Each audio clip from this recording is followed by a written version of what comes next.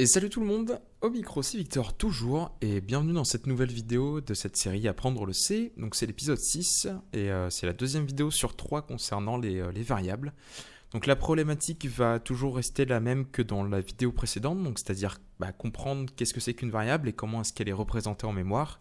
Sauf qu'aujourd'hui on va plus parler des nombres entiers et des caractères, on va parler des nombres flottants, donc c'est-à-dire tous les nombres décimaux en fait, donc 5,67 à 108,98 et 0,93, enfin tous ces nombres-là en fait, tous les nombres décimaux. On va essayer de comprendre comment est-ce que un PC fait pour les stocker en mémoire et comment est-ce qu'il les comprend. Et puis aussi, on va regarder qu'est-ce qui existe comme type de variables qui sont déjà prédéfinies en C pour pouvoir utiliser des nombres décimaux. Ok, donc pour représenter les nombres flottants en mémoire, je pense que c'est plus simple de vous expliquer ça directement sur une feuille blanche. Donc on jump tout de suite sur la feuille blanche. Alors, il faut savoir que les nombres flottants en mémoire sont présentés sous forme de notation scientifique. Alors, pourquoi ça? En fait, je vais vous donner un exemple très simple. Ça permet tout simplement de faire des calculs extrêmement vite et beaucoup plus simples. Donc, l'exemple en question que je vais vous donner, c'est par exemple, mettons que, tiens, comme ça, on a la vitesse de la lumière, par exemple, qui est équivalente, grosso modo, à 300 000 km par seconde, ce qui fait que c'est égal à 300 millions de mètres par seconde. Et en notation scientifique, on écrit que c'est 3 fois 10 puissance 8, du coup, mètres par seconde moins 1. Mettons maintenant qu'on veut savoir combien de mètres la vitesse la lumière, en fait, va faire en, par exemple, 0,17 secondes. Donc on sait très bien que la lumière fait 300 millions de mètres en une seconde. Et nous, on voudrait savoir combien est-ce qu'elle fait en 0,17 secondes.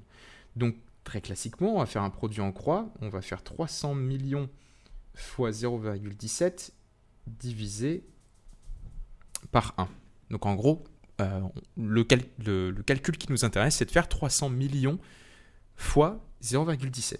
Si on écrivait ça très classiquement dans la notation traditionnelle qu'on fait depuis qu'on a appris à compter à l'école, on pourrait écrire que c'est 300 du coup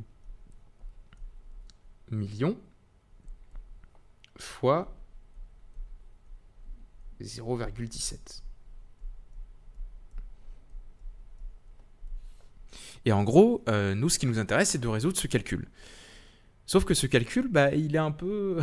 Alors, il n'est pas compliqué du tout, mais il est un peu fastidieux, parce qu'on est obligé de faire plusieurs étapes de multiplication, etc., etc. Ce qui est un petit peu, au final, lent, on va dire, pour un PC. Même si un PC pourrait faire ça extrêmement rapidement, il n'y a pas de souci. Mais c'est pas la manière la plus simple, la plus sexy, on va dire, de résoudre ce genre de problème. La manière, en fait, la plus simple, c'est de passer par l'expression de ces nombres sous forme de notation scientifique. Puisque, comme je vous ai dit, 300 millions de mètres par seconde, c'est 3 fois 10 puissance 8. Et maintenant, si on fait la même chose avec le 0,17, on se retrouve avec 1,7 fois 10 puissance moins 1. Globalement, sa notation scientifique, ce serait ça. Et là, ça devient extrêmement simple de résoudre ce calcul, puisque tout ce qui nous intéresse, en fait, c'est de s'occuper de la partie gauche en multipliant ces nombres ensemble. Donc, en l'occurrence, ça fait 5,1. Et ensuite, on va s'intéresser juste à la partie droite en additionnant les puissances ensemble. Donc, en l'occurrence, fois 10 puissance 8 moins 1, 7. Ce qui correspond à 51 millions de mètres. Donc maintenant, on sait que la lumière parcourt 51 millions de mètres en 0,17 secondes. Mais vous voyez que le calcul devient beaucoup plus simple. Et tout de suite, extrêmement facile à calculer. Et c'est pourquoi, en fait, que le PC stocke en mémoire des nombres décimaux sous forme de notation scientifique. Ok, donc maintenant qu'on a vu que la notation scientifique était plus simple à stocker pour faire des calculs derrière, que ce soit des multiplications, des divisions, etc., comment est-ce que finalement un PC comprend des nombres décimaux et comment est-ce qu'il les stocke? Donc nous, en base 10, imaginons qu'on voudrait stocker, qu'on voudrait représenter 5,5. Grosso modo, ce qu'on a en base 10, c'est qu'ici on a 1, 10, 100, 1000, la virgule au milieu, et 1 sur 10, 1 sur 100, 1 sur 1000, etc. etc. 5,5 en fait c'est 5, la virgule, et 5 ici. En binaire maintenant, si on veut représenter 5,5, on va s'intéresser à la partie gauche avant, donc c'est-à-dire le premier 5, et le 5, comme je vous ai montré dans la vidéo précédente, en fait c'est 1, 0, 1. Donc c'est 4 fois 1, plus 2 fois 0, plus 1 fois 1. Donc si on représente la même chose en binaire, on va avoir 1, 2, 4, 8, 16, 32, 64, 128, etc. La virgule ici, ça va être 1 sur 2, 1 sur 4, 1 sur 8, 1 sur 16, 1 sur 32, etc., etc. Donc on a dit que la partie gauche, c'était 1, 0 et 1. Et là, on met la virgule. Maintenant, intéressons-nous à la partie droite. Et en l'occurrence, là, c'est hyper simple parce que le 0,5, en fait, au final, c'est une fois un demi. Donc maintenant, on arrive avec la représentation binaire de 5,5 qui est égale à, 1,01,1. Si on met ça sous la forme de notation scientifique, on va décaler, on va shifter en fait la virgule de 2 coups sur la gauche, puisque pour rappel, imaginons qu'on est en notation base 10 classique, on est 608, et qu'on veut mettre ça sous norme de notation scientifique, pardon. Donc 608 c'est égal à 608,0, et nous ce qu'on voudrait c'est mettre la virgule pour qu'il n'y ait plus qu'un chiffre à gauche de la virgule. Donc en l'occurrence on voudrait qu'il y ait un décalage de 1, de 2 en fait. Donc ce qu'on va faire c'est qu'on va dire que ok, ça c'est égal à 6,08 fois 10, parce qu'on est en base 10, puissance 2, parce qu'on a décalé la virgule de 2 coups à gauche. Si on l'a décalé à droite, on aurait fait puissance moins 2. C'est exactement le même principe qu'on fait en binaire. Donc 1,01,1, en fait, on va décaler la virgule ici de 2 coups sur la gauche. Donc finalement, on va avoir 1,011 fois 2, puisqu'on est en binaire, puissance 2, puisqu'on a décalé la virgule 2 coups sur la gauche. Donc si on résume, 5,5 en binaire, c'est 1,011 fois 2 à la puissance 2. Maintenant, on va s'intéresser de savoir comment est-ce que finalement le PC stocke cette valeur ici, 1,011 fois 2 puissance 2, comment est-ce qu'il la stocke en mémoire?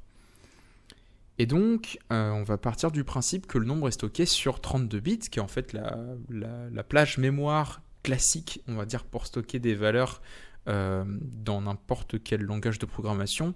C'est la plus petite plage mémoire, globalement, dont vous pouvez stocker des valeurs décimales, donc avec des virgules, en C. Je pense pas qu'il y ait de plus petite. Ça correspond au float, en fait, en C. On verra ça un petit peu plus tard. Mais globalement, si on veut stocker cette valeur sur 32 bits, le premier bit qu'on va avoir ici va, donc sur 1 bit, ça va concerner le signe. Donc soit si c'est plus, soit si c'est moins. Positif ou négatif.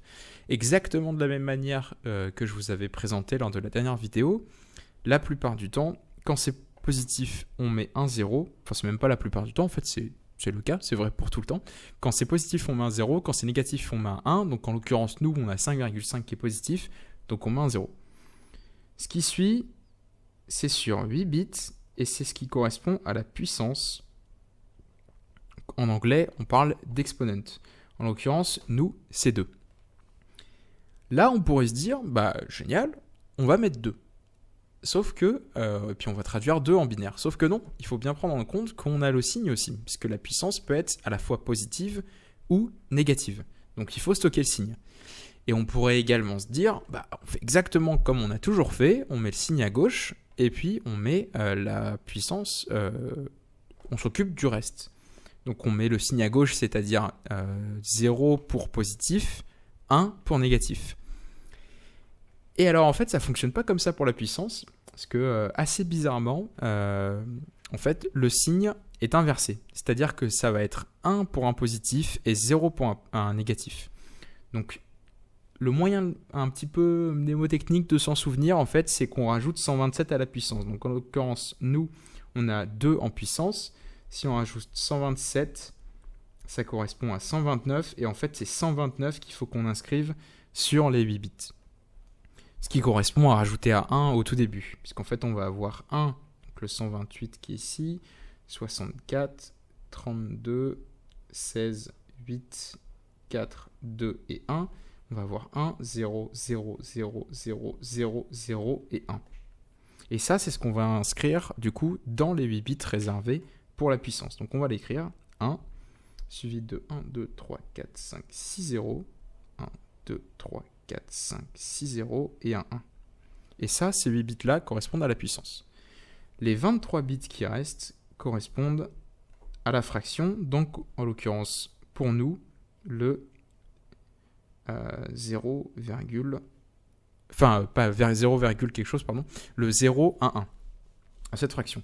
Et donc là, nous, tout ce qu'on a à écrire, en fait, c'est 0, 1, 1, donc nos 3 chiffres, et remplir de 20 autres chiffres, donc pour avoir 23 bits de 0. Donc on va écrire 20 0. 1, 2, 3, 4, 5, 6, 7, 8, 9, 10, 11, 12, 13... 14, 15, 16, 17, 18, 19, 20. Et voilà.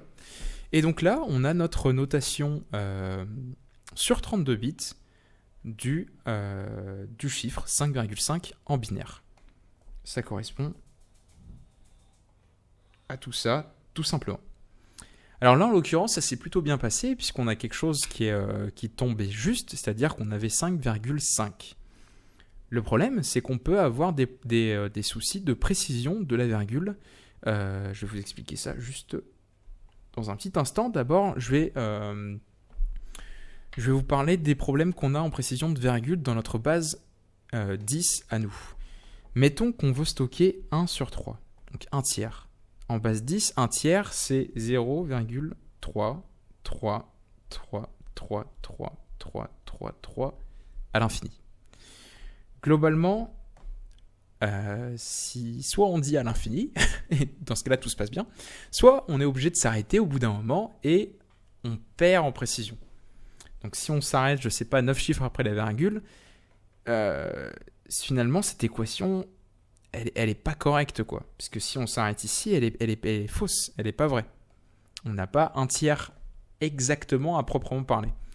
Mais la plupart du temps, si on s'arrête 9 chiffres après la virgule, c'est correct.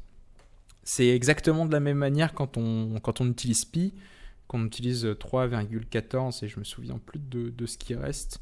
Mais comme on sait très bien que c'est un nombre qui peut potentiellement aller vers l'infini, parce qu'en fait on n'a pas trop de preuves que ça va vers l'infini, mais potentiellement ça peut aller vers l'infini, du coup on prend globalement à partir de 4 chiffres après la virgule, c'est à peu près bon.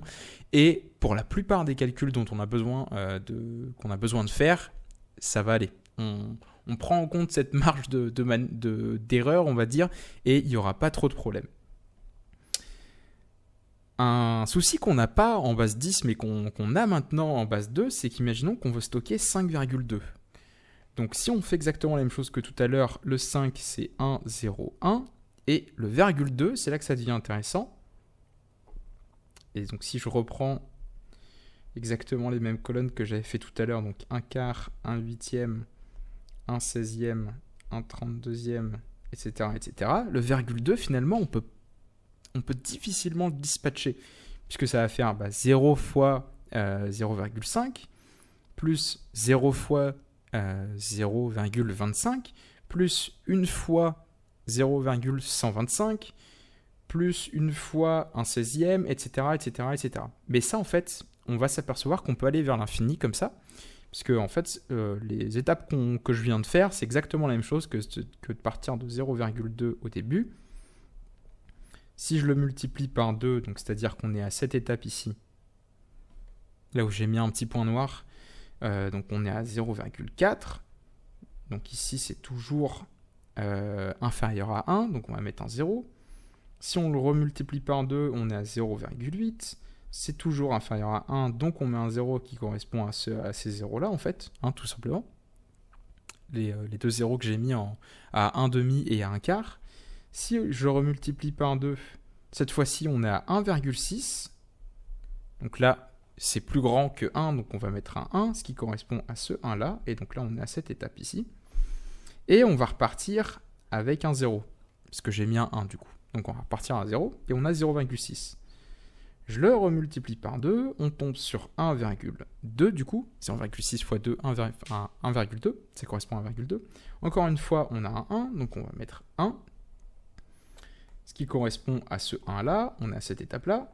Et on va retomber à 0. Et maintenant, si je remultiplie par 2, 0,2, en fait, vous vous rendez vite compte qu'on arrive dans une sorte de boucle. On va arriver à 0,4, ça va faire 0. Ensuite, on va remultiplier par 2, on va retomber sur 0,8, toujours 0. On remultiplie par 2, je suis à 1,6. Ah, on a trouvé un 1, on revient à 0, etc., etc. Donc en fait, on va répéter à l'infini ce pattern-là, qui est 0, 0, 1, 1. Et au final, 5,2, c'est 1, 0, 1, 0, 0, 1, 1, 0, 0, 1, 1, 0, 0, 1, 1, 0, 0, 1, 1, comme ça à l'infini. Le problème, c'est que un ordinateur, il n'a pas de la place jusqu'à l'infini. Et puis ça ne nous intéresse pas, même pas de vouloir stocker des valeurs extrêmement grandes comme ça pour simplement avoir un chiffre qui est 5,2. Si on a besoin de 400 bits tout d'un coup pour stocker, 512 bits pardon, pour stocker 5,2, et encore on aura une précision qui sera pas égale en fait, on va dire, puisque pour que ce soit égal, il faudrait que ça aille jusqu'à l'infini. Là, on va même pas jusqu'à l'infini, mais on aurait bouffé déjà 512 bits, quoi, ce qui est assez conséquent. En l'occurrence, au bout d'un moment, on est obligé de s'arrêter à un endroit. On est obligé de s'arrêter à la limite des 23 bits dont on a parlé tout à l'heure. Donc si on revient sur exactement la même formule que tout à l'heure, on a le premier bit qui concerne le signe, juste ici. Ensuite, si on shift ça sous forme de notation scientifique, du coup on se retrouve avec 1, 0, 1, 0, 0, 1, 1, 0, 0, 1, 1, etc., etc. Donc ça nous donnait 1,0, 1, 0, 0, 1, 1, 0, 0, 1, 1, etc., etc., fois 2 à la puissance 2. Donc, exactement comme tout à l'heure, on a une puissance qui est égale à 2, on va lui ajouter 127, ça va nous donner 129, donc ça fait exactement la même chose que tout à l'heure. On va avoir un 1 suivi de 6 0, si je dis pas de bêtises. Donc là, on a 128, 64, 32, 16, 8, 4, 2 et 1. Donc voilà, donc là, on a le signe. Ici, on a la puissance. Et il nous reste du coup les 23 bits pour la fraction. Et là, on va être obligé de mettre sur 23 bits ce qu'on peut en fait, à partir du coup de ça. Donc on va avoir 0, 1, 0, 0, 1, 1, 0, 0, 1, 1, 0, 0, 1, 1, 0, 0, 1, 1, etc., etc., jusqu'au 23e bit. Et là, on va couper complètement à partir de là. Et donc, en fait, on n'aura jamais vraiment 5,2. On aura une approximation, mais cette approximation, il faut bien se rendre compte que dans la plupart des calculs qu'on va faire, on la tolère complètement. Comme je vous ai dit tout à l'heure, quand on calcule des choses avec avec pi, c'est jamais pi, c'est jamais le vrai chiffre pi qu'on utilise. C'est une approximation, généralement à 4 chiffres après la virgule, des fois peut-être plus, si on a vraiment besoin de plus de précision, mais on n'a jamais vraiment besoin d'avoir toute cette précision, on va dire. Sauf dans un cas particulier, en tout cas j'en vois un seul cas où on pourrait avoir besoin de cette précision, c'est le secteur bancaire par exemple. Si on a des transactions et qu'on dit que globalement 0,1 plus 0,2, techniquement parlant, un ordinateur il pourrait comprendre ça comme 0,3 1, puisqu'à un moment on est coupé, par exemple, mettons qu'ils comprennent ça comme ça. Qu'est-ce que ça voudrait dire ? Ça voudrait dire que si on fait des transactions avec des très grands nombres de montants, les montants ne seraient pas exacts. Et ça, je pense que dans le secteur bancaire, si des transactions ils comprennent des montants inexacts, je pense que ça a des répercussions assez importantes. Donc du coup, j'imagine que dans ces secteurs-là, on n'utilise pas de float, on utilise tout simplement, imaginons qu'on veut représenter 5,2. J'imagine que soit on part du principe qu'on met tout sous forme de centimes et que du coup un centime n'est pas divisible, soit je sais pas comment est-ce qu'ils font, peut-être qu'ils font la partie gauche c'est un nombre entier qui est stocké du coup sur une variable et la partie droite c'est un autre nombre entier qui est stocké sur une autre variable. Je sais pas trop comment est-ce qu'ils font, mais j'imagine qu'en tout cas ils ont des techniques pour gérer ce genre de soucis. Mais du coup, ça veut dire aussi qu'il faut prendre un peu plus de place en mémoire. Mais donc voilà, grosso modo, comment est-ce que sont stockés les nombres décimaux, enfin les nombres à virgule, les nombres flottants en mémoire pour qu'ils soient ensuite compris par un ordinateur.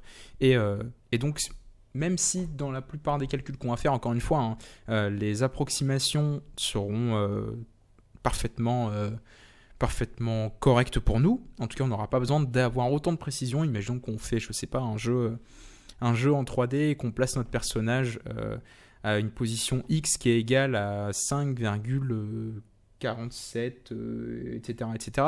S'il n'y a pas le 9e chiffre après la virgule, c'est pas très grave. Parce que là, on est tellement tellement loin dans la précision que finalement, c'est pas très très grave, quoi. Mais dans le secteur bancaire, ça peut être assez important. Et donc globalement, il y a deux types, en tout cas moi j'en vois deux qui sont prédéfinis pour stocker des nombres à virgule en C. Il y a le float, donc qui stocke exactement comme on a vu sur 32 bits, donc c'est exactement le même principe que ce qu'on a vu. Et il y a le double, qui lui stocke sur 64 bits, qui permet d'avoir un petit peu plus de précision, puisque sur 64 bits, si on a toujours un bit qui est pour le signe, j'imagine qu'il doit y en avoir 16 pour la puissance, pardon, et le reste pour la fraction. Du coup, potentiellement, on va casser à un moment, on sera obligé de casser, forcément, puisqu'on ne peut pas aller vers l'infini, mais on va casser le nombre binaire plus loin, et donc on aura potentiellement une précision plus importante. Donc j'imagine que c'est 16 pour la puissance. Je ne sais plus du tout. Enfin, je sais plus du tout pour les doubles, mais j'imagine que c'est 16. Donc, en tout cas, ce qu'il faut comprendre, c'est qu'on aura une précision plus importante, quoi. Mais globalement, voilà, il existe ces deux types de variables prédéfinies en C. Et dans la prochaine vidéo, on va voir comment est-ce qu'on peut les utiliser et comment est-ce qu'on peut utiliser aussi les variables entières qu'on a vues dans l'épisode précédent. Donc voilà, c'est à peu près tout ce que j'avais à dire pour cet épisode-là. Surtout si vous n'avez pas compris des concepts, des notions ou quoi que ce soit, si j'explique mal, n'hésitez pas à le dire dans les commentaires, que ce soit sur cette vidéo YouTube ou directement sur l'article qui va être lié à cette vidéo YouTube sur mon blog, qui est www.developing-stuff.com, qui sera de toute façon dans la description de la vidéo sur YouTube. N'hésitez pas à me dire, ou même par email, si vous chopez mon email, ou par Twitter, ou par Facebook, ou n'importe quoi, si vous avez trouvé ça clair ou pas, et si c'est pas clair, soit je vous expliquerai plus en détail dans les commentaires. Si ça va pas du tout, je recommencerai la vidéo. Il n'y a pas de souci à ce niveau-là. Donc du coup, voilà. Encore une fois, j'espère que ça vous a permis de mieux comprendre comment est-ce que finalement un ordinateur stock, gère, comprend en fait finalement tout simplement les nombres à virgule. Et, et puis voilà. Dans la prochaine vidéo, du coup, comme je vous ai dit, on verra comment créer des variables et les utiliser pour stocker que ce soit des caractères, des chiffres, des nombres, n'importe quoi. Et puis d'ici là, moi je vous dis à la prochaine. Prenez soin de vous et salut!